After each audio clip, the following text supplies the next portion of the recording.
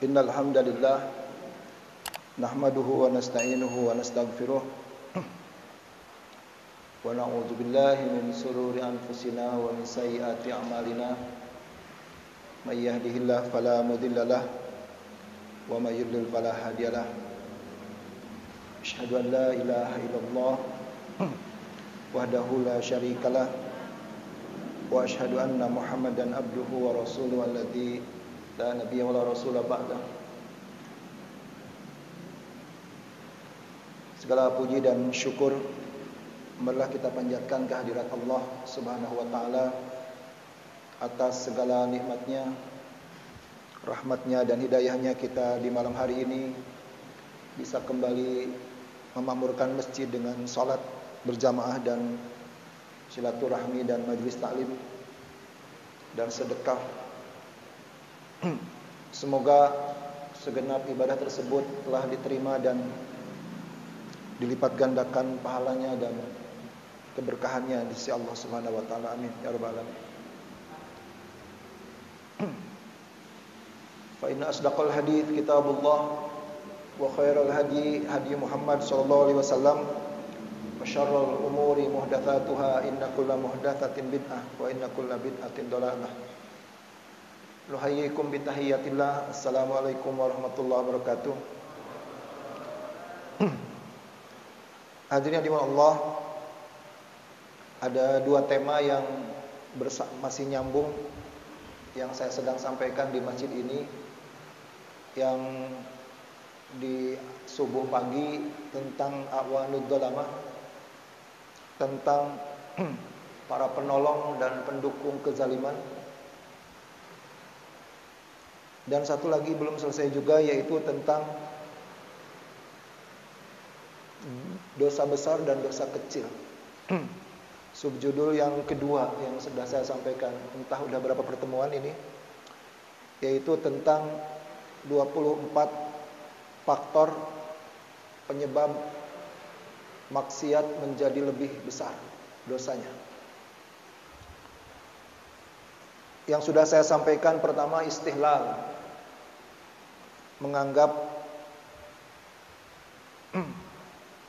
boleh istihlal itu sesuatu maksiat yang diharamkan, dibatalkan hukumnya, dianggap halal untuk dilakukan. Kemudian at-tabrir, membela diri atas perbuatan maksiat. Kemudian al-istikbar, maksiat yang ada unsur kesombongan di dalamnya. Kemudian al-istihza. Al-istihza itu melecehkan, menistakan, Kemudian al-istighfar, meremehkan. Kemudian al-farah, bergembira dengan kemaksiatan. Kemudian al-ibtikhar juga sudah. Al-ibtikhar itu bangga dengan maksiat. Kemudian faktor yang ke-8, al-idhar, memamerkan maksiat, melakukan maksiat dengan terang-terangan. Kemudian al-mujaharah, faktor yang ke-9, yaitu mempublikasikan atau mengabarkan atau memviralkan zaman sekarang. Maksiat itu dilakukan sendirian tapi kemudian diviralkan. Kemudian yang ke-10, al-israr, sebuah maksiat dilakukan dengan terus-terusan. Dosa kecil tapi dilakukan terus-terusan, statusnya menjadi besar. Kemudian yang ke-11 yang juga sudah, kalau nggak salah sudah setengahnya ya, al-iktisam, sebuah maksiat menjadi mata pencaharian, dosanya menjadi lebih berat. Bohong itu maksiat, tapi kalau bohong jadi profesi, dapat penghasilan dari berbohong setiap hari, yang sekarang dikenal dengan buzzer atau influencer, kan bohong melulu tuh kerjaannya. Dia dapat penghasilan dari berbohong. Qadzaf itu kan menuduh orang, itu kan maksiat. Sekarang itu ada profesi baru. Setiap hari kerjaannya menuduh orang, memfitnah tokoh-tokoh baik. Ini berat sekali kayak begitu dosanya ya. Kenapa? Karena nanti maksiatnya nambah dari penghasilannya dia makan. Berarti mengkonsumsi makanan haram. Al-iktisab. Berzina itu maksiat. Tapi kalau perzinahan itu menjadi mata pencaharian, baik pelacurnya atau germoknya atau pemilik tempat pelacurannya, itu lebih berat. Kemudian yang ke-12, terakhir kemarin yang sudah sampaikan kalau nggak salah, al-ihtijaj bil qadar. Dosa menjadi lebih berat kalau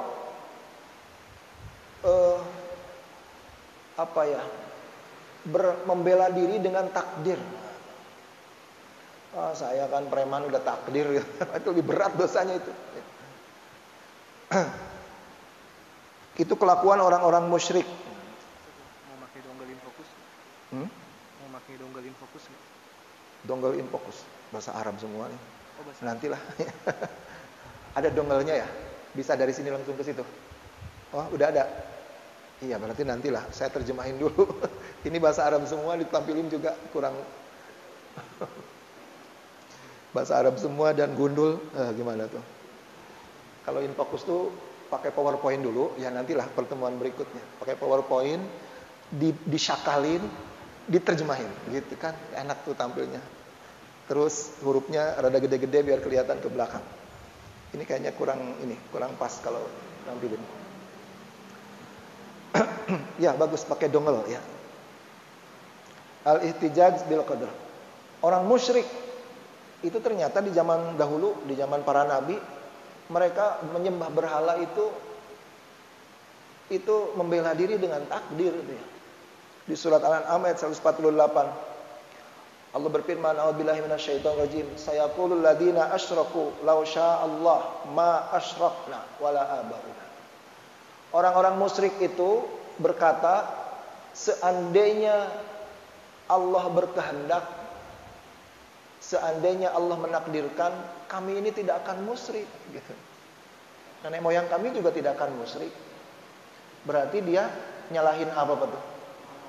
Dia musyrik nyalahin takdir. Seandainya Allah berkehendak, kami tidak akan musyrik. Jadi kalau ada orang bermaksiat tapi kemudian ini udah ada takdir, itu di zaman para nabi sudah ada yang bilang begitu ya. Atau di surat Az-Zukhruf ayat 20 juga Allah menceritakan para penyembah berhala juga, mereka itu diingatkan oleh para nabi, mereka membela diri dengan takdir, Pak. Mereka waqalu, dan mereka berkata, "Lau sya'ar rahman", seandainya Ar-Rahman, maksudnya Allah ya, seandainya Ar-Rahman berkehendak, ma abadnahum, kami tidak akan menyembah berhala-berhala ini gitu. Jadi nyalahin takdir. Ini berat kalau maksiat tapi malah menyalahkan takdir. Berarti juga itu menyalahkan Allah itu. Mengkambing hitamkan takdir. Dan yang pertama melakukannya maksiat, kemudian mengkambing hitamkan takdir, melemparkan kesalahan kepada Allah. Yang pertama melakukannya adalah iblis. Iblis ketika ditegur oleh Allah karena tidak mau sujud kepada Adam, dalam surat Al-Hijr ayat 39 Allah berfirman, iblis berkata, diceritakan perkataannya oleh Allah dalam surat ini, qala rabbi bima agwaitani la uzayyinanna lahum fil ardi wa la ubuyannahum ajmain.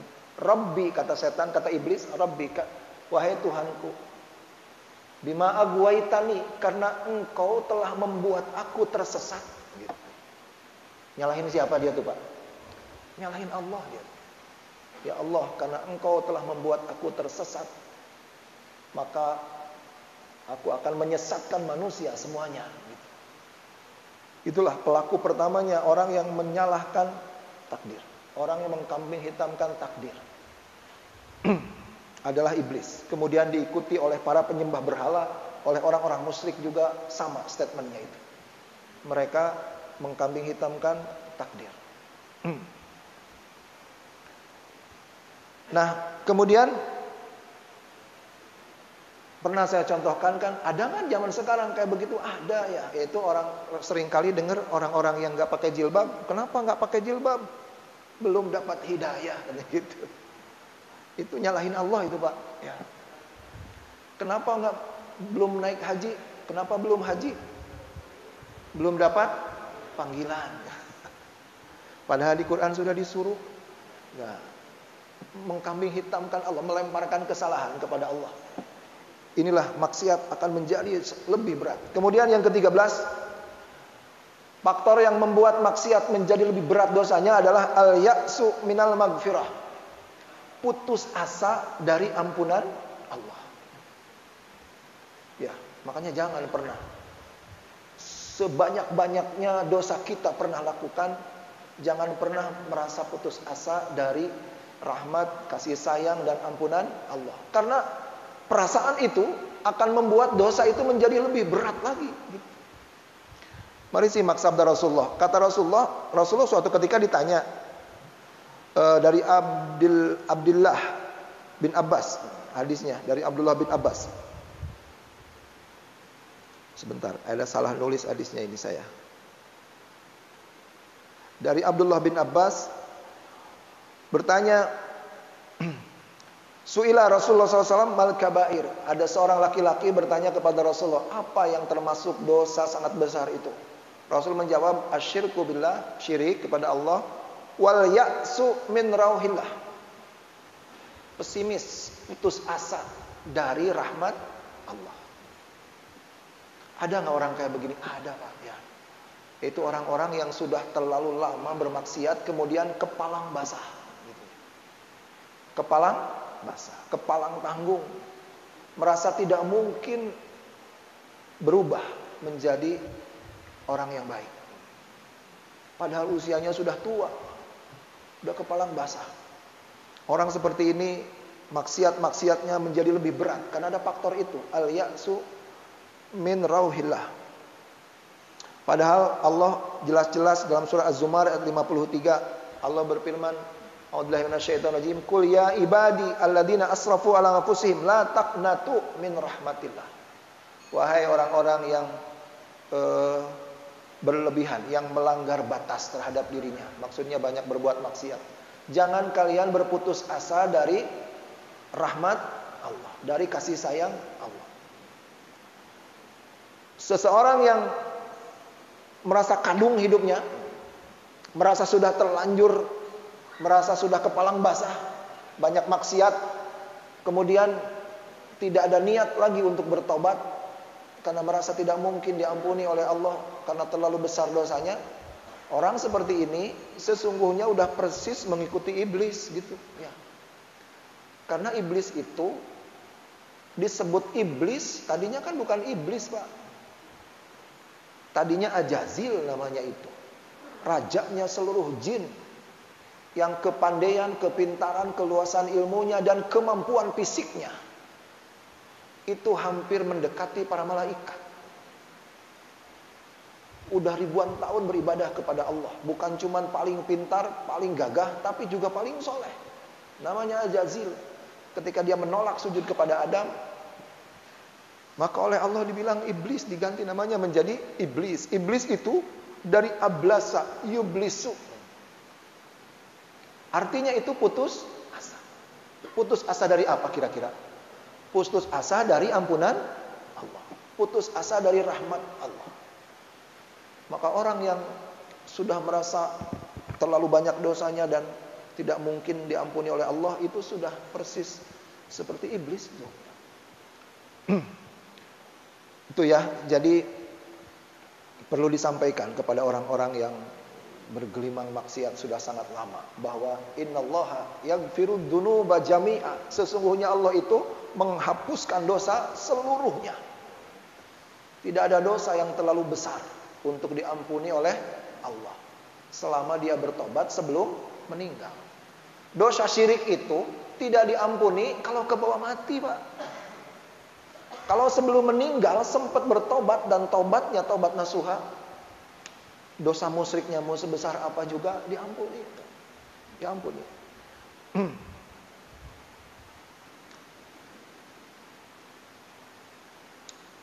betapa Allah Maha Pengampun tuh, bahwa ampunan Allah itu betul-betul tanpa batas Pak, selama masih sebelum meninggal. Itu terlihat dalam kisah Ashabul Ukhdud. Ashabul Ukhdud itu kan kisah di masa lalu, diceritakan oleh Allah dalam surat Al-Buruj itu. Seorang raja yang gara-gara rakyatnya nyaris seluruhnya beriman secara serentak dalam satu hari gitu. Mereka beriman semua dan di hari itu semuanya menolak untuk kembali menyembah dia gitu. Jadi Ashabul Ukhdud itu rajanya tuh model Fir'aun. Dia menyuruh rakyatnya untuk menyembah dirinya. Dalam satu hari semuanya beriman. Kisahnya kan panjang lah, saya persingkat begitu. Kemudian dia membuat sebuah parit besar, dinyalakan api yang sangat besar, rakyatnya suruh ngantri semuanya. Bayangin kalau sekarang mah ngantri sembako ya, ngantri apa gitu rakyat itu. Ngantri tiket mau mudik, ini ngantri apa? Ngantri ke loncat ke dalam parit isinya api. Dan diceritakan rakyatnya itu semuanya tidak ada yang mundur, Pak. Semuanya memilih untuk loncat daripada melepaskan keimanan kepada Allah. Entah berapa puluh ribu itu rakyatnya dibakar sama raja itu. Kan maksiatnya luar biasa nih raja itu. Membantai kaum beriman satu negara, satu kerajaan. Tapi Allah berfirman begini dalam surah Al-Buruj itu, innalladzina a'udzubillahi minasyaitonir rajim, innalladzina fatanul mu'minina wal mu'minati tsumma lam yatubu falahum adabu jahannam wa lahum adabul hariq. Sesungguhnya orang yang menyiksa orang-orang beriman, laki-laki maupun perempuan. Maksudnya si raja itu tuh Pak ya. Sesungguhnya orang yang menyiksa, menganiaya orang-orang beriman, laki-laki atau perempuan, tsumma lam yatubu, terus dia tidak bertobat, falahum adabu jahannam, bagi dia adab jahannam, walahum adabul harik, dan bagi dia adab yang membakar. Di tengah-tengah kalimatnya ada kata apa? Kemudian dia tidak bertobat. Coba itu. Berarti si raja yang ngebantai ribuan rakyatnya itu dengan cara dibakar hidup-hidup itu, seandainya dia bertobat sebelum mati, bisa diampuni oleh Allah itu. Tuh ya, betapa tobat itu luar biasa, tanpa batas itu. Itulah Pak, jangan pernah putus asa sebesar apapun, sebanyak apapun dosa kita. Karena keputusasaan dari ampunan Allah itu akan membuat dosa itu menjadi jauh lebih besar. Yang ke-14, ini mah sebaliknya Pak, sebaliknya dari yang ke-13, yaitu al-amnu min makrillah, merasa aman dari azab Allah. Itu juga dosa besar. Merasa aman dari azab. Kalau yang poin ke-13 mah begini, orang itu putus asa dari ampunan Allah. Kalau ini mah maksiat terus, karena merasa yakin Allah itu Maha Pengampun gitu, ya. Maksiatnya terus aja, Allah Maha Pengampun ini gitu. Ini disebutnya oleh Rasul al-amnu min makrillah, merasa aman dari azab Allah, dari makar Allah, itu maksudnya dari azab Allah. Mari kita simak dalilnya tadi, saya lanjutkan hadis tadi, Imam As-Suyuti dalam Ad-Dur Al-Manthur juz 4 nomor 367. Su'ila Rasulullah SAW anil kabair, Rasulullah ditanya apa saja dosa yang termasuk dosa besar. Rasul menyebut asyirku billah, syirik, wal ya'su mir rauhillah, putus asa dari kasih sayang atau ampunan Allah.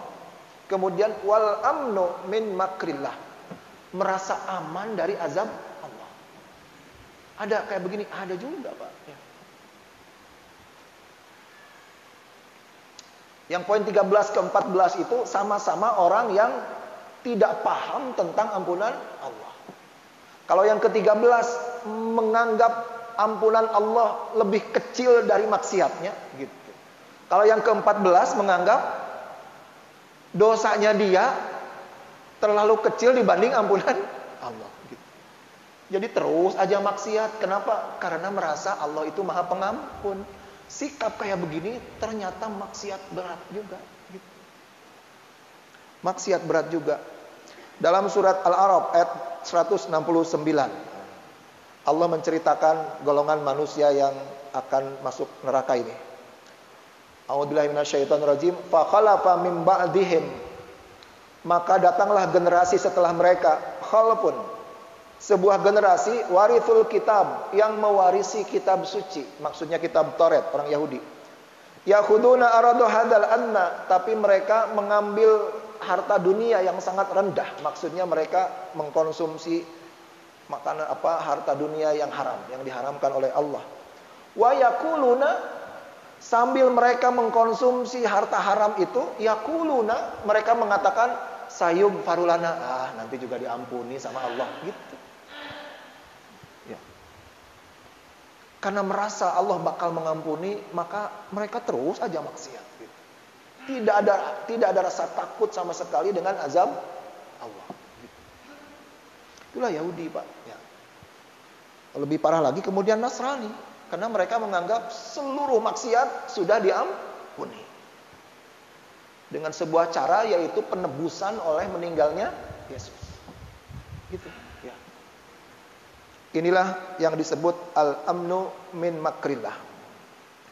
Maka jangan pernah ada terlintas dalam hati, nggak apa-apalah maksiat. Nanti kalau sudah tua lah kita bertobat gitu. Toh Allah Maha Pengampun. Lintasan hati kayak begitu udah maksiat berat itu, Pak. Ya. Kan orang banyak juga yang menunda-menunda begitu ya. Lagi masih muda gitu. Nantilah berhenti maksiat kalau sudah nikah gitu kan. Udah nikah, nanti kalau udah punya anak. Nanti kalau udah pensiun gitu. Nanti. Makanya salah satu senjata setan untuk menggagalkan niat taubat seseorang itu disebutnya taswif. Apa itu taswif? Taswif itu menunda. Saufa. Nantilah. Atau itu tadi, menanamkan pemahaman tentang besarnya ampunan Allah tapi secara keliru. Nggak apa-apalah maksiat dulu, nanti Allah Maha Pengampun. Keliru itu, Pak. Itu yang ke-13.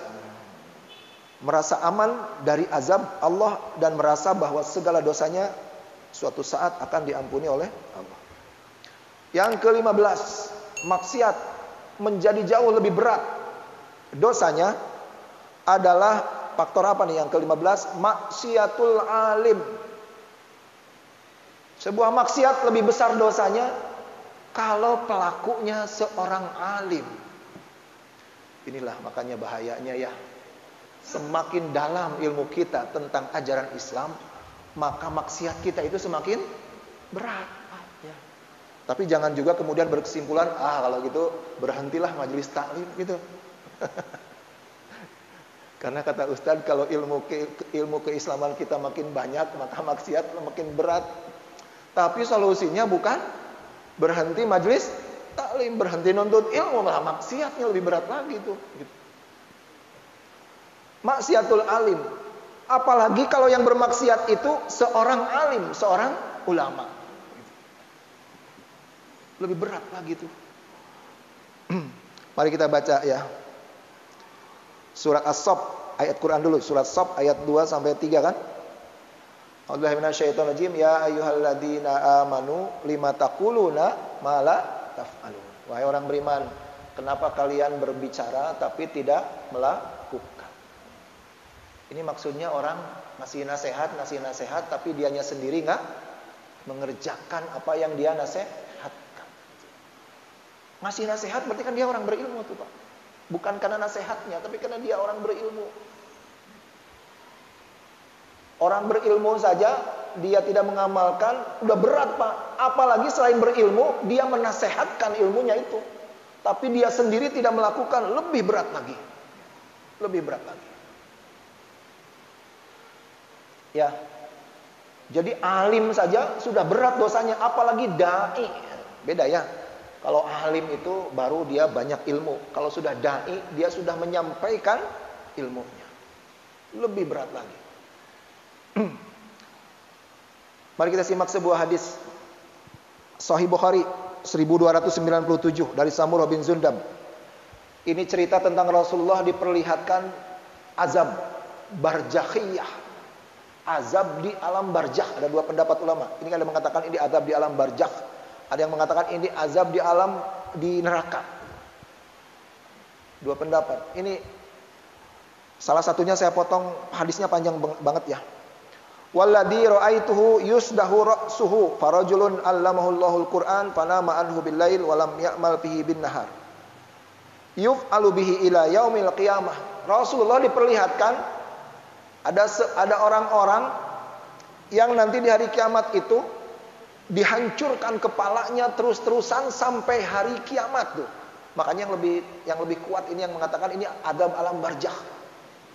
Kenapa? Karena di sini dikatakan dihancurkan kepalanya dengan batu sampai hari kiamat. Maksudnya itu sudah hancur, dibikin utuh lagi, dipukul lagi dengan batu, hancur, diutuh lagi sampai hari kiamat. Berarti hari kiamatnya belum ya. Berarti bukan azab neraka. Ini azab barzakhiyah. Dipukul sampai hari kiamat. Kenapa? Rasulullah bertanya kepada malaikat dan malaikat menjelaskan, rajulun allamahullahul Qur'ana, seseorang yang Allah berikan ilmu Al-Qur'an kepadanya. Berarti dia menguasai ilmu Al-Qur'an, ilmu tentang ajaran Islam. Fanama anhu billail, Allah berikan Quran kepadanya. Fanama anhu billail, tapi enggak pernah dia membacanya di malam hari. Walam ya'mal fihi bin nahar, di siang hari dia pun tidak mengamalkan Al-Quran itu. Yuf'alu bihi ila yaumil qiyamah, siksaan itu terus menerus sampai hari kiamat. Inilah orang alim, Pak. Ya. Di sini tidak dikatakan menyampaikan.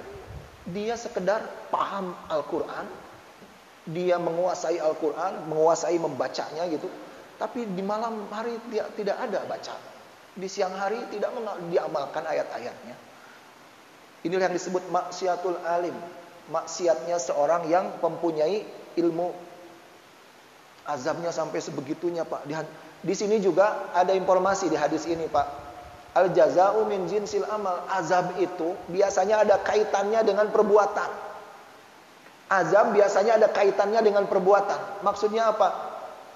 Kenapa orang ini azabnya dipukul kepalanya, Pak, sampai hancur gitu, terus-terusan sampai hari kiamat? Kenapa dipukul kepalanya? Ya, karena kekufuran dia itu nikmat yang Allah taruh di kepalanya, yaitu ilmu gitu. Yang maksiat itu kepalanya berarti gitu. Kenapa? Ini kan alim, oleh Allah dikasih ilmu yang sangat banyak di kepalanya, tapi dia tidak amalkan, maka yang dihajar juga kepalanya. Gitu ya. Maksiat azab itu seringkali ada kaitannya dengan jenis maksiatnya. Kemudian hadis berikutnya sebagai dalil bahwa maksiatul alim itu faktor yang keberapa tadi? Faktor yang ke-15 adalah apabila pelakunya seorang ulama. Sebuah hadis sahih riwayat Imam Ahmad dan Imam Bazzar 13.421 di Imam Ahmad. Hadis sahih dari Anas bin Malik. Mari kita simak. Rasul bersabda, marartu lailatan usriya bi aqwamin. Suatu malam ketika aku Isra Mi'raj ya. Ketika aku Isra dari Mekah ke Masjidil Aqsa, aku dibawa lewat kepada kaum. Maksudnya Rasulullah dikasih penglihatan ke alam barzakh itu ya. Aku dibawa lewat ke sebuah kaum, tuqradu shifahum bimaqaridin min nar. Sekelompok orang ini, kata Rasulullah, bibirnya digunting-gunting terus. Bibirnya digunting terus-terusan dengan gunting dari api neraka. Qultu, aku bertanya, man haula ya Jibril, wahai Jibril, ini orang-orang tuh siapa? Ini kenapa gitu? Kok bibirnya digunting-gunting dengan gunting dari api neraka? Ini siapa? Malaikat Jibril menjawab, "Khutabau ummatik." Ini adalah khatib umatmu. Alladzina yaquluna ma la taf'alun. Mereka tidak mengamalkan apa yang mereka ucapkan dalam khutbahnya itu. Wa yaqra'una kitaballah wa la ya'malun. Mereka rajin membaca kitab suci tapi tidak diamalkan. Inilah maksiatul alim itu, Pak. Nah, ini juga sama kesimpulannya dengan tadi, al jaza min jinsil amal. Maksiat akan ada kaitannya dengan perbuatannya. Azab akan ada kaitannya dengan jenis maksiatnya. Kenapa yang digunting itu mulut? Karena itu maksiat mulut. Dia ceramah, dia khutbah, dia berkata-kata gitu, tapi dia sendiri tidak mengamalkan. Nauzubillahi min dzalik tuh, Pak, ya. Kayak zaman sekarang, kita lihat sekarang terang-terangan orang atau ulama yang ngaku-ngaku ulama seperti itu ya, aktivis-aktivis Islam, ulama-ulama. Dia selalu bilang Nabi itu pemaaf, Nabi itu pemaaf, gitu kan? Meskipun Nabi dihina juga, mari kita maafkan, gitu kan? Dakwahnya kan begitu sekarang tuh, orang-orang tuh. Tapi giliran kiainya dihina, ormasnya dihina, wah marah luar biasa kan? Ini kelakuan kayak begini nih. Ucapan tidak sama dengan perbuatan. Gak malu gitu ya. Padahal ormasnya dibanding Nabi Muhammad gak seujung kukunya kemuliaan ormas tuh, Pak. Tapi ormasnya dihina, marahnya sampai luar biasa, sampai lapor polisi ya. Tapi Nabi dihina, kita disuruh memaafkan. Inilah, Pak. Mudah-mudahan orang-orang seperti ini kalau tidak bertobat digunting-gunting mulutnya oleh Allah dengan gunting terbuat dari api neraka. Ada kayak begitu kan, Pak? Jangan ikut-ikutan, Pak. Jangan terkecoh. Nabi Muhammad SAW itu memang sangat pemaaf. Tapi semua yang menghina Nabi di zaman Rasul dieksekusi semuanya. Saya sedang sampaikan di mana-mana hadisnya itu, Pak, banyak sekali dieksekusi. Bahkan biasanya manusia di zaman Nabi yang melakukan sebuah tindakan yang hukumannya hukuman mati itu, Pak, biasanya dikirim ini dulu, dikirim utusan dulu. Untuk apa? Istitabah namanya itu, disuruh tobat gitu. Seperti pengikut Nabi palsu tuh, Musailamah al-Kadzab. Itu kan sebelum diserbu, ditumpas, dikirim utusan dulu suruh tobat. Suruh tobat dulu. Sekali suruh tobat, masih belum tobat juga, 2 kali suruh tobat gitu. Sudah 3 kali dikirim utusan gak mau tobat, baru diserbu, ditumpas. Yang nolak zakat. Yang nolak zakat juga sama. Kirim utusan dulu ya, sama Abu Bakar Siddiq kirim utusan, masih belum mau tobat. Kirim utusan lagi, belum mau tobat gitu. Di zaman Ali bin Abi Thalib yang mempertuhankan Ali, menganggap Ali bin Abi Thalib sebagai Tuhan, disuruh tobat dulu. Tobat kamu. Kirim utusan suruh tobat. Sudah 3 kali baru dihukum mati. Tapi kalau yang menghina Nabi, Pak, bikin syair-syair yang menghina Nabi, kemudian diviralkan di tanah Arab di saat itu hadis-hadisnya itu, Pak, langsung dikirim utusan oleh Rasul, langsung dikirim tim eksekutor. Tidak ada dalilnya dikirim orang dulu suruh tobat, suruh minta maaf, enggak. Makanya para ulama mengatakan yuqtalu biduni istitabah, hukumannya hukuman mati tanpa harus disuruh tobat dulu. Ya, ketika Rasulullah SAW menaklukkan kota Mekah, semua yang dosanya itu adalah menghina Allah, menghina Quran, menghina Rasulullah, langsung dikirim tim eksekutor, Pak. Nggak pakai disuruh tobat dulu. Kan kalau disuruh tobat dulu, maka kalau bertobat nggak jadi dieksekusinya tuh, Pak. Kalau ini nggak dikirim utusan disuruh tobat, langsung dieksekusi saja. Kemudian maksiatul alim ya.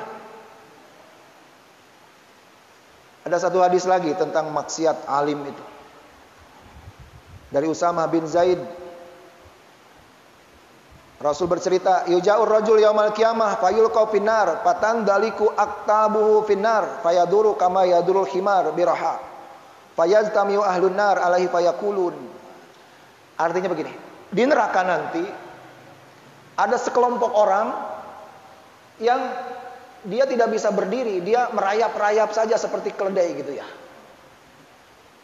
Merayap-rayap seperti keledai, berputar-putar di neraka gitu. Kemudian ususnya terburai keluar, perutnya belah, perutnya robek, ususnya keluar, dan ususnya itu sampai jatuh ke tanah gitu ya, ke dasarnya neraka. Kemudian penduduk neraka berkumpul mengerumuni orang-orang ini. Mereka mengatakan, "Ai fulan, ma sya'nuk?" Kalian ini kenapa katanya? Alaisa kunta ta'muruna bil ma'ruf wa tanhana 'anil munkar?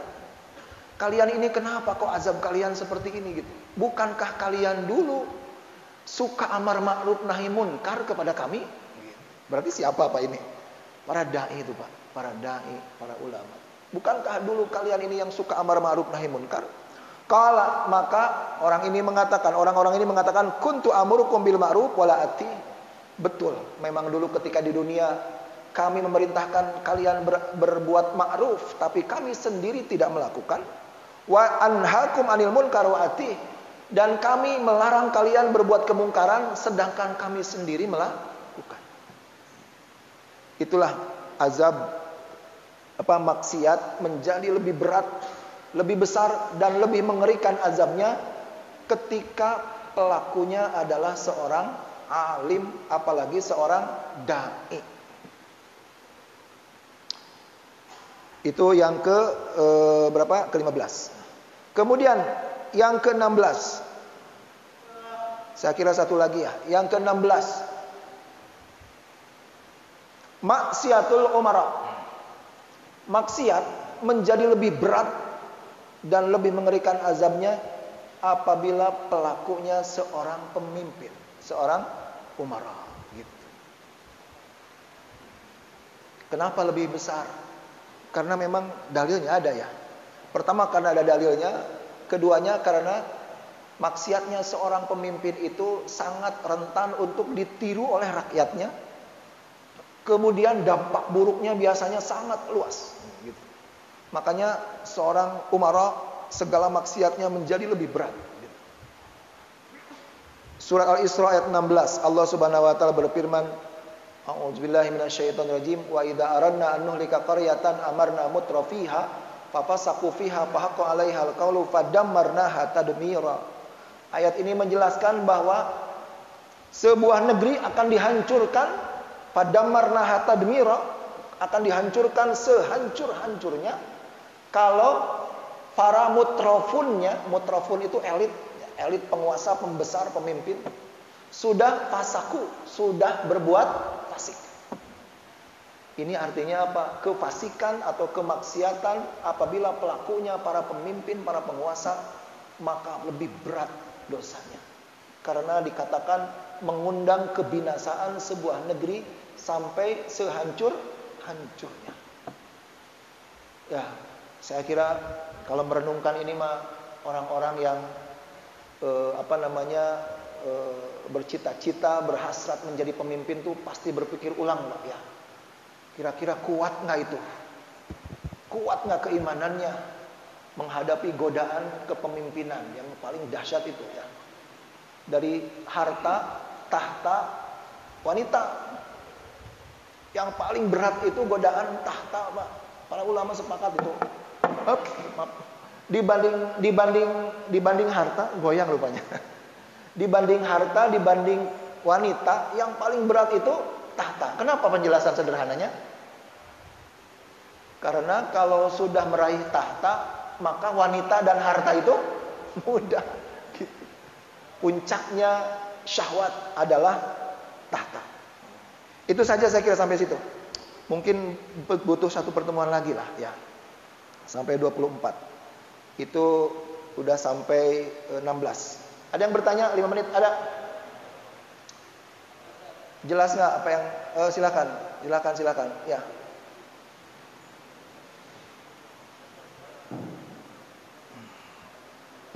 lain.